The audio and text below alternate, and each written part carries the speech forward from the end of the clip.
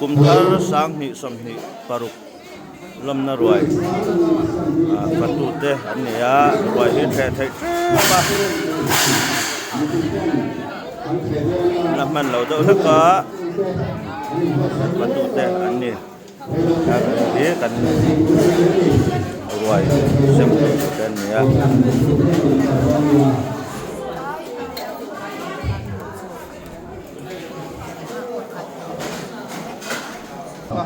hi eng te hi si cara changa rồi buat sai tu te bắt tiếng thầy lâu cả anh hạ to khắp bằng anh rồi tu anh nghe hi hi chắc anh nia bong sa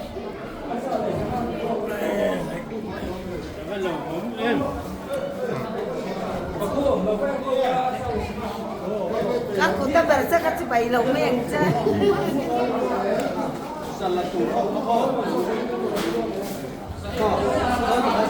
Hi sang hi som hi tonga Christmas Kumthar sap ruai committee chairman ani an ha don hop mai putra na pot chang muye akop don ni hi lẽ tu na ruai an che tran don ne Kumthar ruai lom na ruai ani so cái gì nó mà em thấy chuyện cái gì nó mà nó phải nó luôn lên nó phải đi thì phải đi thế cái này tự nhiên để sản cái gì chưa nó đủ chưa đi buat đâu ai tu ro để sản nó bỏ nó bỏ rồi rồi kia thì làm cái làm chưa anh xem tiền thế giới nó xem thế là report to anh xe là bao số thầy đầu cái lòng chuông tôi thằng cô mà này là in vật cầu đòn nia rồi che tu te với nia Presbyterian cầu săn Lipuiten Kumthar sáng đi xong đi paruk lâm na rồi cả kiểu trăm mẹ cả tôi mà không hành thầu lâu nữa thì ngay vết đồ này đi biết kiến từ tôi là chơi thầy lâu tí không cần cho đón đi à Sunday school hall lẽ của ta te chơi thầy á so do tran me ka ni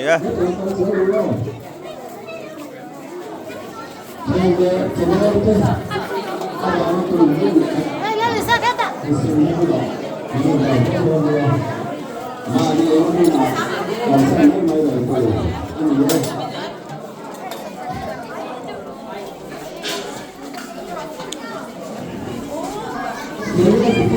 buat le play taken ai trang thầy tu ra nga yang kan fatu te siam tui poka en hi bok sa le bong sa ai mi lo tan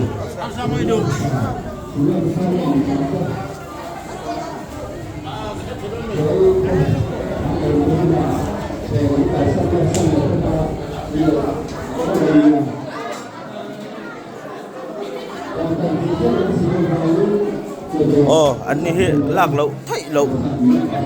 pura ba ta le chẳng ba chuang anh ni cho với nó ruồi cho cái này tu rong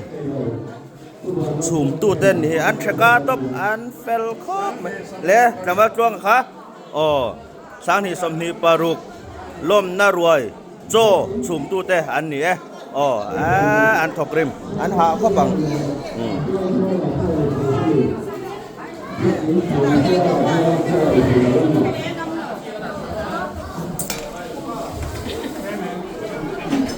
làm hi senior department te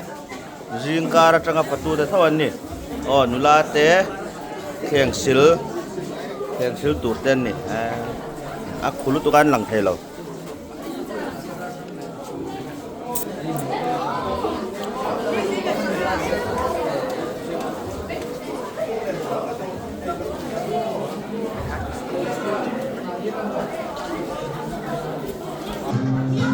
rồi che cho đó mà đây cái là chân lại là rồng khát thấy vết đòn này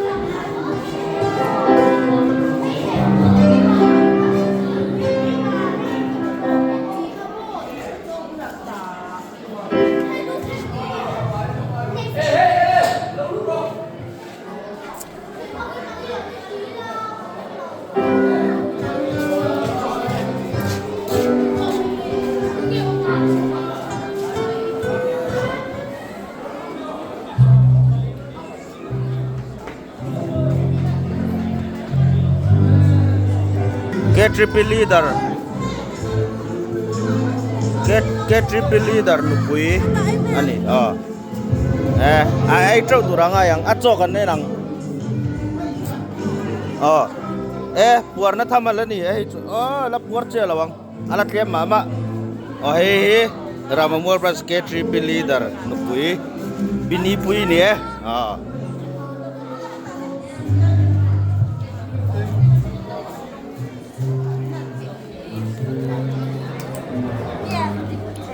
rồi chạy turi na in line mupa ya he kalau kan mai ani sampai school hall le ta salah kan so itu yang cekeng le no teh kan jadi mana ai lo tu ada anak itu kan siapa ini dah jalan dia